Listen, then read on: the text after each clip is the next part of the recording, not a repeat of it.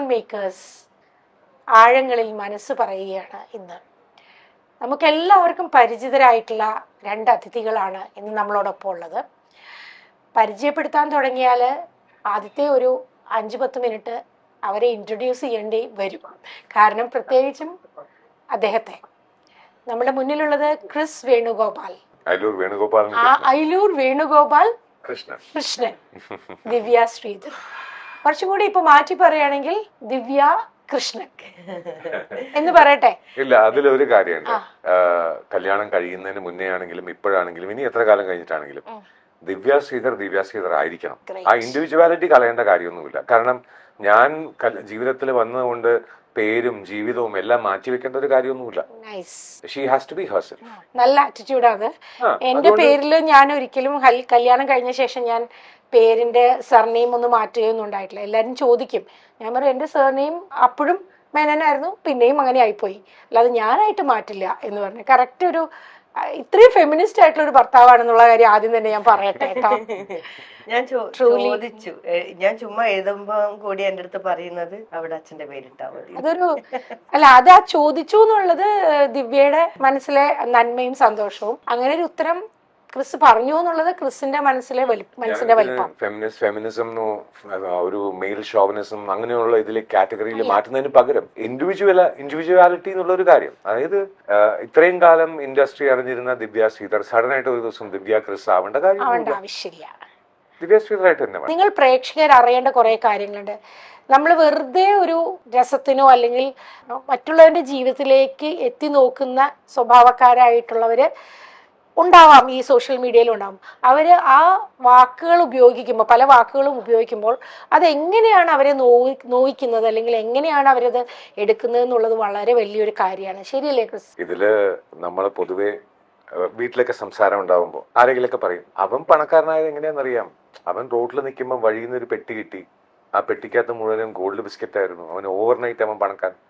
അപ്പൊ ഞാൻ ചോദിക്കാറുള്ളത്, നിങ്ങൾ റോഡിൽ പോയി നിൽക്കൂ, എവിടെയാണോ ഈ പെട്ടി വീഴുന്നത് അവിടെ പോയി നിൽക്കൂ, എന്നിട്ടായി കാണിക്കൂ. കാരണം there is a story of struggle between that. ഈ പെട്ടി കിട്ടി എന്ന് പറയുന്ന ആൾ എത്ര കഷ്ടപ്പെട്ടു എന്ന് നമുക്കറിയില്ല. അപ്പൊ പച്ചയ്ക്ക് പറയും അവൻ കള്ളക്കടത്തി, എന്നാ ധൈര്യം ഉണ്ടെങ്കിൽ അതൊന്ന് ചെയ്ത് കാണിക്കും. അപ്പൊ അതേപോലെ ഞാൻ കല്യാണം കഴിച്ചു എന്നുള്ളത് എന്റെ വ്യക്തി ജീവിതം ആൾക്കാർക്ക് കുറ്റം പറയാണെന്നുണ്ടെങ്കിൽ ഞാൻ വരുന്നതിന് മുന്നേ എത്രയോ അവസരങ്ങൾ ഉണ്ടായിരുന്നു. എന്തുകൊണ്ട് ദിവ്യയോട് ആരും ചോദിച്ചില്ല കല്യാണം കഴിച്ച ഒരു ജീവിതം തരാമെന്ന്? എന്തുകൊണ്ട് പറഞ്ഞില്ല? ആ പറയാൻ ധൈര്യമില്ലാത്തവരെ കമന്റ് ചെയ്തിട്ട് എനിക്ക് I don't really think that I should even look at dum. കാരണം മലയാളികൾ പൊതുവെ ആർക്കെങ്കിലും എന്തെങ്കിലും ഒരു വിഷമം വന്നു കഴിഞ്ഞാൽ അയ്യോ അയ്യോ അയ്യോ എന്നൊക്കെ പറയും. പക്ഷെ അവർക്കൊരു നല്ലത് വന്നു കഴിഞ്ഞാൽ ഒരു സ്കെപ്റ്റിക്കൽ ആയിട്ടാണ് പിന്നെ അതിനെ കാണുന്നത്. ഡയലോഗ് മാറുന്നില്ല. ഇതിപ്പോ ഞാൻ എപ്പോഴും പറയാറുണ്ട്, കല്യാണത്തിന് മുന്നേ കാമുകയും കാമുകനും പപ്പി എന്ന് വിളിക്കുന്നത് കല്യാണം കഴിഞ്ഞാൽ ആ പട്ടി എന്ന് വിളിക്കുന്നത് ഒന്ന് തന്നെയാണ്. കാരണം മൃഗം മാറുന്നില്ല.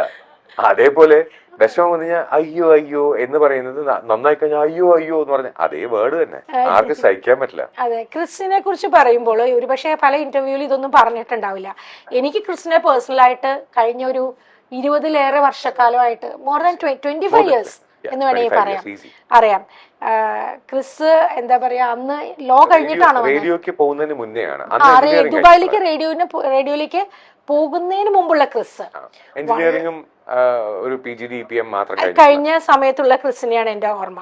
ആ ഓർമ്മയിലുള്ള ക്രിസിന് അതിമനോഹരമായിട്ട് ലാംഗ്വേജ് ഉപയോഗിക്കുന്ന, ഇംഗ്ലീഷും മലയാളവും ഹിന്ദിയും തമിഴും ഒക്കെ നന്നായി ഉപയോഗിക്കുന്ന നല്ല അവതാരകൻ. അതുപോലെ തന്നെ വോയിസ് കോച്ച് അല്ലെ, വോയിസ് കോച്ചിങ് ചെയ്തിരുന്നു.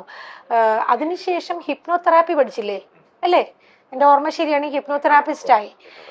പിന്നീട് ലോ പഠിച്ച് ലിറ്റിഗേഷൻ, അതായത് നിയമജ്ഞനായി, വക്കീലായി. നിയമജ്ഞനും വക്കീലും രണ്ടാണ്.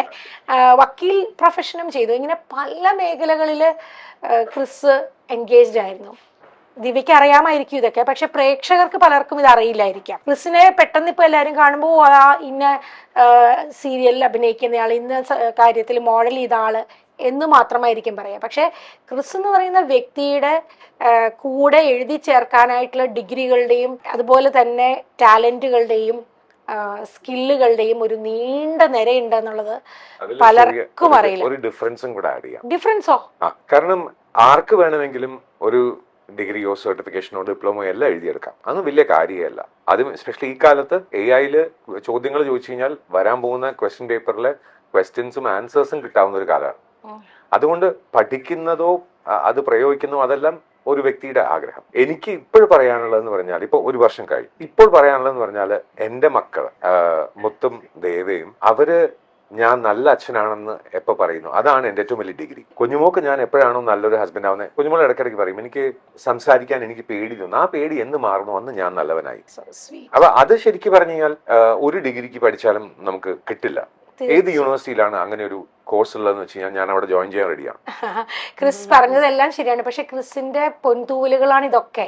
പക്ഷെ അതിലപ്പുറത്തേക്ക് ഒരു മനുഷ്യനായി നിന്നുകൊണ്ട് നല്ല ഭർത്താവുക, നല്ല അച്ഛനാവുക, ആത്യന്തികമായിട്ട് നല്ല മനുഷ്യനാവുക എന്നുള്ളതാണല്ലോ ഏറ്റവും വലുതെന്നാണ് ക്രിസ് പറഞ്ഞത്. കഴിഞ്ഞ ഇന്റർവ്യൂവിൽ ഞാൻ കുഞ്ഞുമോളുടെ അടുത്ത് ഒരു കാര്യം പറയണ്ടായി. നമ്മൾ നല്ല കാര്യങ്ങൾ 20 ദിവസം ഓർമ്മ നിൽക്കും, വിഷമങ്ങൾ 20 വർഷം ഓർമ്മ നിൽക്കും. അപ്പൊ എല്ലാ 20 ദിവസവും എന്തെങ്കിലും നല്ലത് ഞാൻ ചെയ്തുകൊണ്ടിരുന്നാലേ 20 വർഷം കഴിയുമ്പോൾ ഇന്നത്തെ വിഷമങ്ങൾ മാറി എന്റെ ലൈഫിൽ നല്ലതുണ്ടായിന്നേ തോന്നുള്ളൂ. അപ്പൊ ഈ 20 ദിവസത്തിൽ ഒരു പുതിയൊരു സർപ്രൈസ് ഉണ്ടാക്കാൻ ശ്രമിക്കുക എന്നുള്ളത് ഇറ്റ് ഇസ് സ്ട്രെനുവസ്. പക്ഷെ അത്രയും ആഗ്രഹങ്ങൾ കുഞ്ഞുമോൾക്ക് ഉണ്ടെന്ന് അറിയുമ്പോൾ ഒരു സമാധാനമുണ്ട്. ഈ ദിവ്യ എന്ന് പറയുന്ന ക്രിസിന്റെ കുഞ്ഞുമോളോട് ഒരു ചോദ്യം ചോദിക്കട്ടെ.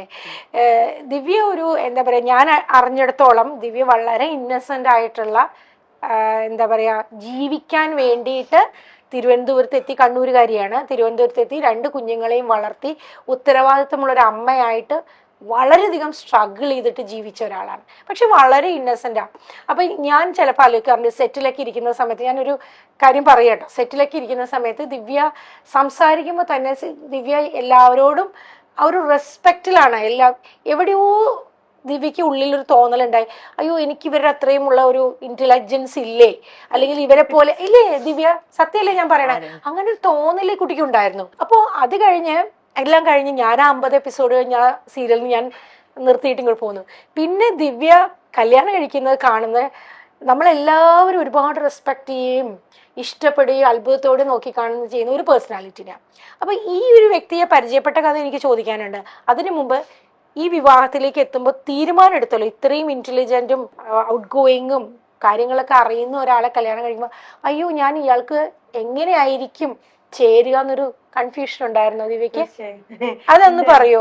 അതല്ല, ഞാന് അതിന് മുന്നേ ഞാൻ പല സെറ്റിലും ഞാൻ ഫ്രണ്ട്സുകളോടൊക്കെ പറഞ്ഞ് എല്ലാ ഇന്റർവ്യൂവിലും ഞാൻ പറഞ്ഞിട്ടുണ്ട്, എനിക്ക് കുറച്ച് മെച്ചുവേർഡായിട്ട് അല്ലെങ്കിൽ എന്താണ് കുറച്ച് നമ്മളെ ഏച്ചിക്ക് ഇപ്പൊ എന്നെ അറിയാം, സെറ്റിൽ ഉണ്ടാവുന്ന ഞാൻ എങ്ങനെ ആയിരുന്നു അറിയാം. ഒരു എന്താണ് ഒന്ന് രാത്രി ആവുമ്പോൾ എങ്ങനെ വീട്ടിലെത്തിപ്പെടാം എന്നറിയുന്ന എനിക്ക് ഓർമ്മയുണ്ട് ദിവ്യ, എനിക്ക് പ്രേക്ഷകരോട് പറയാനുള്ള മനസ്സിനക്കരെ എന്ന് പറയുന്ന സീരിയൽ ചെയ്യുന്ന സമയത്ത് ഇങ്ങനെ ആരും പറഞ്ഞിട്ടുണ്ടാവില്ല ഇന്റർവ്യൂ ചെയ്തവര്. ദിവ്യ വൈകുന്നേരം ഒരു 4:30 കഴിഞ്ഞാല് ദിവ്യ ആകെ സ്ട്രെസ്ഡ് ഔട്ട് ആവും. എന്താ വെച്ചാല് ദിവ്യയുടെ മകൻ സ്കൂളിൽ നിന്ന് വരും. അന്ന് അവന് എത്ര വയസ്സാണ്? 5 വയസ്സ് അല്ലെ, 4-5 വയസ്സ്, അത്രേ ഉള്ളൂ, 4-5 വയസ്സ്. അപ്പോൾ ആ മോൻ സ്കൂളിൽ നിന്ന് വന്നു കഴിഞ്ഞാൽ അവൻ വിശന്ന് വീട് തുറന്നു കയറണം. 4 വയസ്സുള്ള കുട്ടിയാന്ന് ഓർക്കണേ. ഒരു വീടിന്റെ അപ്സ്റ്റെയറിലാണ് താമസിക്കുന്നതെന്ന്, ശരിയല്ലേ? പഠിക്കാൻ പോവാ. അപ്പൊ വീട്ടിൽ വന്ന് കേറിയിട്ട് അവൻ എന്തെങ്കിലും ഭക്ഷണം എടുത്ത് രാവിലെ ദിവ്യ പോരുമ്പോ എടുത്തു വെച്ച ഭക്ഷണം അവൻ കഴിച്ച് അവനെ കാത്തിരിക്കുകയാണ് അവിടെ. അമ്മ ഇപ്പൊ വരും. ഇപ്പൊ ഒരു 2 മണിക്കൂർ കൂടുമ്പോ അവന്റെ ഫോൺ വരും, അല്ലെ? ഓർമ്മയുണ്ട്? അമ്മ ഇറങ്ങിയോ, അമ്മ വന്നോ? ഇത് പറഞ്ഞു കഴിഞ്ഞാൽ അടുത്ത ഷോട്ടിൽ ദിവ്യ നിൽക്കുമ്പോ ചിലപ്പോ ആ ഷോട്ട് എന്ന് പറയുന്നത് വേറൊരു തരം എന്തെങ്കിലും ചിലപ്പോൾ റഫായിട്ടുള്ളതോ അല്ലെങ്കിൽ നമ്മുടെ മൂഡ് അങ്ങനെയുള്ള മൂഡിൽ നിൽക്കുന്നതായിരിക്കും. ഞാൻ കണ്ടിട്ടുണ്ട് ദിവ്യയുടെ കണ്ണ് നിറയുന്നതും തിരിഞ്ഞു നിന്ന് കണ്ണ് നിറയുന്നതും ഇത് സ്വിച്ച് ചെയ്യുന്നതും. അപ്പോൾ അങ്ങനെ ഒരു ദിവ്യയെ ഞാൻ കണ്ടിട്ടുണ്ട്. അതുകൊണ്ട് തന്നെ ദിവ്യ ഇത്രയും സ്ട്രെങ്ത്തിൽ ഇങ്ങനെ പുറത്തോട്ട് വന്നു എന്ന് പറയുമ്പോൾ ഞങ്ങൾക്കൊക്കെ സന്തോഷമാണ്, അല്ലെ ദിവ്യ? ദിവ്യ ഇത് പറയുമ്പോ തന്നെ കണ്ണു നിറയുന്നത് ദിവ്യക്ക്. അത് പറയുന്നത് അതാ ഞാൻ പറയാം, എന്നെ അറിയുന്നവർക്കേ അറിയുള്ളൂ, എന്റെ അവസ്ഥ അറിയുന്നവർക്ക്. പറഞ്ഞുണ്ടാക്കാൻ പലർക്കും പലതും പറ്റും, അല്ലേ? അപ്പൊ ഞാൻ എപ്പോഴും പറഞ്ഞത് അഖിലേഷ് സാറിനെ കുറിച്ചാണ്. അഖിലേഷ് സാറ് നമ്മളെ മനസ്സിലാക്കിയ സെറ്റില് ഉണ്ടാവുമ്പോ അറിയാം എന്റെ അവസ്ഥ. എനിക്ക് ഈ വെപ്രാളം ചില സമയത്ത് ഞാൻ സെറ്റിൽ പലപ്പോഴും വീണിട്ടുണ്ട്, അഭിനയിച്ചുകൊണ്ടിരിക്കുമ്പോ ഞാൻ വീണിട്ടുണ്ട്. അതെ. അപ്പൊ അഖിലേഷ് സാറ് ഞാൻ പാനിക് അറ്റാക്ക് വന്നിട്ടുണ്ട്, ക്ഷീണം, ടെൻഷൻ കൊണ്ട് പാനിക് അറ്റാക്ക് വന്നിട്ടുണ്ട് ദിവ്യക്ക്. അപ്പൊ പിന്നെ സാറ് പറയും നീ മക്കളെ വിളിച്ചോണ്ട് വാ, കുഴപ്പമില്ല, ഫുഡല്ലേ ഞാൻ ഇവിടെ കൊണ്ടുപോവാ, ആരും പറയാനില്ല ഉച്ചക്കത്തെ ഫുഡോ രാത്രിക്കോ. ഞാൻ ഈ രാത്രിക്കത്തെ ഫുഡ് കൊണ്ടുപോകാൻ വെയിറ്റ് ചെയ്തിരിക്കുന്ന മക്കളാണ്. എനിക്കറിയാം. കൊണ്ട് കൊടുത്തിട്ട് വേണം അവർക്ക് കഴിക്കാൻ. ആ ഒരു അവസ്ഥയാണ് എന്റെ അവസ്ഥ. എനിക്ക് ഓർമ്മയുണ്ട് ക്രിസ്, ദിവ്യ നമുക്ക് സെറ്റിൽ നിന്ന് എല്ലാവരും ഹോട്ടൽ റൂംസിലേക്ക് പോവാനായിട്ട് ഇറങ്ങുന്ന സമയത്ത് വേണ്ടെങ്കിൽ ആ ഫുഡ് ഞാൻ ചോദിക്കും, നിങ്ങൾക്ക് വേണോ എന്ന്. ഫുഡില്ല ഞാൻ കൊണ്ടുപോകും. അത് മാത്രല്ല, ആദ്യത്തെ വണ്ടിയിൽ തന്നെ ദിവ്യ പോവാൻ ശ്രമിക്കും. കാരണം ദിവ്യക്ക് പറയാൻ പറ്റില്ല, സീനിയോറിറ്റി വെച്ചിട്ട് ചിലപ്പോൾ വേറെ ആരെങ്കിലും ആയിരിക്കും ആദ്യത്തെ ട്രിപ്പിൽ വിടുക. പക്ഷെ ദിവ്യ ഇങ്ങനെ പറയും, എന്നെ ഒന്ന് വിടാമോ, ആർക്കാണ് ഫുഡ് വേണ്ടാത്തത്, ആ ഫുഡും കൂടി എനിക്ക് തന്നേക്കും എന്ന് പറയുമ്പോൾ ഒരമ്മ കുഞ്ഞുങ്ങൾക്ക് വേണ്ടിയിട്ടാണ് അത് പറയുന്നത് മനസ്സിലാക്കാൻ എല്ലാവർക്കും ചിലപ്പോൾ പറ്റിയെന്ന് വരില്ല. പക്ഷെ നമ്മുടെ സെറ്റിൽ അത് മനസ്സിലാവുമായിരുന്നു. പക്ഷെ അങ്ങനെ മക്കളെ നോക്കിയ ഒരു അമ്മയാണിത്. അത് നിങ്ങൾ ആരെങ്കിലും അറിയുന്നുണ്ടോ? അതുകൊണ്ടാണ് പറയുമ്പോ എനിക്ക് അത്ര പൊള്ളുന്നത്. അതെ, എന്തെങ്കിലും പറയുമ്പോ പൊള്ളുന്നത് അതുകൊണ്ടാണ്. രണ്ട് രീതിയിലും. ഇപ്പോ സോറി, മക്കളെ ആരെങ്കിലും എന്തെങ്കിലും പറഞ്ഞാൽ, അത് ഞാനാണെങ്കിൽ പോലും അവരുടെ നന്മയ്ക്ക് ഞാൻ പറയുമ്പോൾ പോലും ഈ പരുന്തിൽ നിന്നും അമ്മക്കോഴി കുഞ്ഞുങ്ങളെ രക്ഷിക്കാൻ പോണ പോലെ കവറപ്പ് ചെയ്യാൻ വരുന്ന ദിവ്യ എനിക്കറിയാം. അത് ഇപ്പോഴും അപ്പൊ അതിലെനിക്ക് സന്തോഷമേ ഉള്ളൂ. എന്റെ കുട്ടികൾക്ക് അമ്മ എന്ന് പറഞ്ഞാൽ അത്ര നല്ല അമ്മയാണെന്ന് എനിക്കൊരു ധൈര്യം ഉണ്ടാവും. എന്ത് വന്നാലും അവരെ നോക്കാൻ അമ്മയുണ്ട്. അപ്പൊ ഞാൻ കൂടെ നിന്നാ മതി, ഒരു സപ്പോർട്ടായിട്ട് നിന്നാ മതി എന്നുള്ള ധൈര്യം. തീർച്ചയായിട്ടും ക്രിസ് ബയോളജിക്കൽ ഫാദർ ആയതുകൊണ്ട് മാത്രം അച്ഛനാവില്ല. അതൊരിക്കലും അത് എനിക്ക് വിശ്വാസമില്ല. ഇല്ല, എനിക്കത് നന്നായിട്ട് അറിയാം. കാരണം ഞങ്ങള് കല്യാണത്തിന് മുന്നേ എന്റെ ഒരു സ്റ്റുഡന്റ് എന്നെ അപ്പാന്ന് വിളിച്ചിരുന്നത് അത് അത്രത്തോളം ആത്മാർത്ഥ. ഇപ്പോഴും അങ്ങനെ തന്നെയാണ്, അതിന് മാറ്റമൊന്നുമില്ല. അപ്പോ ഒരു ഫാദർ ഫിഗർ എന്ന് പറയുന്നത് മനസ്സുകൊണ്ട് അച്ഛനാവാൻ കഴിയണം. ഇപ്പോ എല്ലാ പുരുഷന്മാരുടെയും മനസ്സിനകത്ത് ഒരു അമ്മയും കൂടിയുണ്ട്. അപ്പോ ചില സമയത്ത് കുഞ്ഞുമോള് സ്ട്രെസ്ഡാന്ന് പറയുമ്പോൾ കുഞ്ഞുമോൾ ഒരു അമ്മയുടെ സ്ഥാനത്ത് നിന്ന് ശരിക്കും പറഞ്ഞാൽ എനിക്ക് ചിന്തിക്കാൻ പറ്റും. ആ ഒരു ധൈര്യം എനിക്ക് എന്തായാലും എന്റെ ഭാഗത്തു നിന്നുണ്ട്. അത് കുഞ്ഞുമോക്ക് അത് മനസ്സിലാവാൻ ചിലപ്പോൾ ഇനി വർഷങ്ങൾ എടുത്തെന്ന് വരും. I don't know. അത് സാരില്ല, അത് മനസ്സിലായില്ലെങ്കിലും കുഴപ്പമില്ല അല്ലേ? അപ്പൊ അതില് മക്കളെ പ്രൊട്ടക്ട് ചെയ്യുന്ന ആ അമ്മയ്ക്ക് എന്താണ് ആവശ്യം? ശരിക്കും പറഞ്ഞാൽ ഒരു സപ്പോർട്ട് മതി. അതായത് ദേ കണ്ടോ ഇവരിങ്ങനെ ചെയ്യുന്നു എന്ന് പറയുക. അതായത് മക്കൾ വലുതാവുമ്പോൾ അവര് മനസ്സിലാക്കില്ല അമ്മയ്ക്കെതിരെ സംസാരിച്ചു കഴിഞ്ഞാൽ അമ്മ തകർന്നു പോകും എന്നുള്ളത്. അപ്പൊ എന്റെ ഇതിൽ പോലും ഞാൻ പല സമയത്തും അമ്മയുടെ അടുത്ത് വഴക്കുണ്ടാക്കി കഴിഞ്ഞാല് എനിക്കറിയാം അമ്മയുടെ മനസ്സ്. 10 മിനിറ്റ് കഴിയുമ്പോൾ ഞാൻ എന്തെങ്കിലും വിളിച്ച് കളിയും ചിരിയൊക്കെ പറഞ്ഞ് ഞാൻ അതങ്ങ് സോൾവ് ചെയ്യും. അപ്പൊ അത് മക്കൾക്കത് മനസ്സിലാവാനുള്ള പ്രായമായിട്ടില്ല. 19 വയസ്സും 10 വയസ്സും എന്നൊക്കെ പറയുന്നത് കൊച്ചു കുട്ടികളാണ്. അപ്പൊ ആ സമയത്ത് ഞാൻ കൂടെ ഉണ്ടാവണം എന്നൊരു ആഗ്രഹമുണ്ട്. പലപ്പോഴും work does not allow me. കാരണം എനിക്ക് എന്റെ കുടുംബം നോക്കണം എന്നുള്ള ഈ ഓട്ടത്തിനിടയിൽ ആ ഇൻസ്റ്റന്റിൽ ചിലപ്പോൾ എനിക്ക് ഉണ്ടാവാൻ പറ്റില്ല. ചിലപ്പോൾ ഞാൻ ഫോണിൽ വിളിച്ചിട്ട് എന്താ കുഞ്ഞുങ്ങളെ ഓക്കെ ആണോ എന്ന് ചോദിക്കുമ്പോൾ എനിക്കറിയാം ഓക്കെ അല്ലാണോ. അതെനിക്ക് കണ്ണിൽ കണ്ടാ അറിയാം. അതുകൊണ്ട് ഇപ്പൊ നോക്കിക്കഴിഞ്ഞാലും കോൾ ലോഗിൽ നോക്കിക്കഴിഞ്ഞാൽ കൂടുതലും വീഡിയോ കോൾ ആയിരിക്കും. കാരണം ഞാൻ വീഡിയോ കോളിൽ വിളിച്ചിട്ട് എനിക്ക് കണ്ണ് കണ്ടു കഴിഞ്ഞാൽ എനിക്കറിയാം ഓക്കെ ആണോ അല്ലേന്ന് അറിയാം. അപ്പൊ ചില സമയത്ത് ഇങ്ങനെ മുടിയൊക്കെ ചെയ്യും, ഞാൻ റെഡി ആയിക്കൊണ്ടിരിക്കാം, വെറുതെയാ. അപ്പൊ അത് ആസ് എ പേഴ്സൺ എനിക്കത് മനസ്സിലാവും. ബാക്കില് കുട്ടികൾ രണ്ടുപേരും ഇങ്ങനെ ഇരിക്കുന്ന വഴക്കുണ്ടായോ ശരി. അപ്പൊ I am really in a family no. ഞാനൊരു അച്ഛനാണ്, എനിക്ക് എന്റെ ഫാമിലിയുടെ റെസ്പോൺസിബിലിറ്റി ഉണ്ട്. നാട്ടുകാർ എന്ത് പറഞ്ഞാലും എനിക്ക് അതിന് സമയമില്ല. കാരണം എനിക്ക് എന്റെ കുടുംബം നോക്കണം. അതുകൊണ്ട് നാട്ടുകാർ എന്ത് വേണേ പറഞ്ഞോട്ടെ. അവരുടെ ഈ കുഞ്ഞുങ്ങൾ എന്ന് പറയുന്നത് വളരെ ഒരു ഡെലിക്കേറ്റ് ആയിട്ടുള്ള ഒരു കാര്യം. കാരണം അവർക്ക് അതുവരെ അതായത് ക്രിസ് അവരുടെ ലൈഫിലേക്ക് അച്ഛനായിട്ട് വരുന്നത് വരെ ഒരുപാട് കാലം അവർക്ക് അമ്മ മാത്രമായിരുന്നു, അച്ഛനും അമ്മയും. അല്ലേ ദിവ്യ? അച്ഛനും അമ്മയും അവർക്ക് ആഗ്രഹം ഉണ്ടാവില്ലേ? ആഗ്രഹം. പക്ഷെ അതേ സമയം തന്നെ ഞാൻ നെഗറ്റീവായിട്ടല്ല, ഒരു പേടി ഉണ്ടാവും. ഞാൻ തുറന്നു പറയാട്ടോ. ഇപ്പൊ പുതിയൊരാള് അമ്മയുടെ സ്നേഹം ഷെയർ ചെയ്യാനായിട്ട് ഒരാള് വരുന്നു, അങ്ങനെ സാധാരണ എന്റെ മക്കളുടെ കാര്യം ഞാൻ പറയാം. എന്റെ മക്കൾക്ക് ഞാൻ കുഞ്ഞുമോളെ ഹേർട്ട് ചെയ്യുമെന്നുള്ള പേടിയാണ്. അത് ശരി. കാരണം അവര് കുഞ്ഞിനെ പോലെ നോക്കി നടക്കുന്ന അമ്മയാണ്. അവർ രണ്ടുപേരും ഒരു കുഞ്ഞിനെ പോലെ നോക്കുകയാണ് അമ്മേനെ. അപ്പൊ ഞാൻ കാരണം എങ്ങാനും ഞാൻ വിഷമിപ്പിക്കുന്നുണ്ടോ എന്ന് നോക്കി ആ സമയത്ത് എന്നെ അറ്റാക്ക് ചെയ്യാൻ റെഡി ആയിട്ട് നിൽക്കുന്ന മക്കളാണ്. പക്ഷെ അതിൽ I am very proud of my children. അതെ ദിവ്യ, ഇപ്പൊ ക്രിസ് ഇത് പറഞ്ഞു, ദിവ്യയെ സംബന്ധിച്ചിടത്തോളം ദിവ്യക്ക് എല്ലാം ഈ 2 മക്കളായിരുന്നു. അപ്പോൾ ദിവ്യക്ക് ഒരു കൺഫ്യൂഷൻ ഉണ്ടായിരുന്നു. വിവാഹം കഴിക്കാം, എനിക്കൊരു നമുക്കറിയാം നമ്മുടെ ഇൻഡസ്ട്രി, ഏത് ഇൻഡസ്ട്രിയും അങ്ങനെയാണ്. എല്ലാം സിനിമ എന്ന് പറയണോ സീരിയൽ എന്ന് പറയുന്ന ഇൻഡസ്ട്രി മോശമാണെന്നോ അല്ലെങ്കിൽ IT എന്നുള്ളതാണെന്നല്ല, അങ്ങനെയൊന്നും പറയില്ല. എല്ലാ ഇൻഡസ്ട്രിയിലും എല്ലാ തരത്തിലുള്ള ആൾക്കാരും ഉണ്ട്. പക്ഷെ നമ്മൾ പൊതുവെ കേരളത്തില് ഒറ്റയ്ക്കായി പോകുന്ന സ്ത്രീകള് എത്ര എഡ്യൂക്കേറ്റഡ് ആണെങ്കിലും എന്തൊക്കെ ഇപ്പൊ പണമുണ്ടെന്ന് പറഞ്ഞാലും എഡ്യൂക്കേഷൻ ഉണ്ടെന്ന് പറഞ്ഞാലും കരിയർ ഉണ്ടെന്ന് പറഞ്ഞാലും നമ്മളുടെ ഫെയിം നമുക്കുണ്ടെന്ന് പറഞ്ഞാലും എന്തൊക്കെ പറഞ്ഞാലും ഒറ്റയ്ക്കായിട്ടുള്ള സ്ത്രീകളെ ടാർഗറ്റ് ചെയ്യാനായിട്ട് സമൂഹമുണ്ട്. അങ്ങനെ ആ ടാർഗറ്റിന്റെ മുൾമുനയിൽ നിന്ന ഒരാളാണ് ദിവ്യ. അതുകൊണ്ട് തന്നെ നമ്മളൊരു ആളെ നമ്മുടെ സുരക്ഷിതത്വം എന്നുള്ളതിന് വേണ്ടിയിട്ടായിരിക്കും നമുക്ക് റൈറ്റ് പേഴ്സൺ. ആദ്യം ഒരു അബദ്ധം പറ്റി, ഇനി ആ അബദ്ധം ഒരിക്കലും പറ്റരുതെന്ന് വിചാരിച്ചാണ് ക്രിസ് എനിക്ക് തോന്നുന്നു ദിവ്യ ഒരുപാട് ആലോചിച്ചിട്ടായിരിക്കും ഈ ഒരു തീരുമാനത്തിലേക്ക്. അപ്പൊ ഒരു പേടി ഉണ്ടായിരുന്നോ സത്യത്തിൽ? അങ്ങനെ പറയരുത്, അങ്ങനെ പറയരുത്, ദിവ്യ പറയൂ. അല്ല, ഞാന് പറഞ്ഞില്ലേ ചേച്ചി, ഇതുപോലെ തന്നെ എനിക്ക് നമുക്ക് ഇത് ഞാൻ പറഞ്ഞ സപ്പോർട്ടിന് വേണം നമുക്ക്, അല്ലാണ്ട് നമ്മളെ മുതലെടുക്കാൻ വേണ്ടി ഒരാളെ ജീവിതത്തിലേക്ക് വരരുത്. അതുണ്ടായിട്ടുണ്ട്. അതാണ് ഞാൻ പറഞ്ഞത്. എന്താണ്, നമ്മൾ ഈ ആർട്ടിസ്റ്റ് എന്ന നിൽക്കുമ്പോ മറ്റുള്ളവരുടെ കാഴ്ചപ്പാട് വേറെയാ. നമ്മളാണെങ്കിൽ പൊട്ടന്മാര് സ്നേഹത്തിന് വേണ്ടി അല്ലേ, നമ്മൾ പെണ്ണെന്ന് പറയുന്ന വർഗം അങ്ങനെയാ. ആണുങ്ങൾ ഒരു സ്നേഹം കിട്ടാത്തവര് ഒരു സ്നേഹം ആരെങ്കിലും തരുവോ എന്ന് വെച്ചാൽ നല്ലോണം സ്നേഹിക്കണ്ടല്ലോ. അപ്പൊ നമ്മൾ അങ്ങോട്ടേക്ക് പൈസ കൊടുത്ത് സ്നേഹിക്കലേ. എല്ലാരും അനുഭവം ഇതായിരിക്കും, പക്ഷെ ആരും തുറന്ന് പറയില്ല എന്ന് മാത്രം.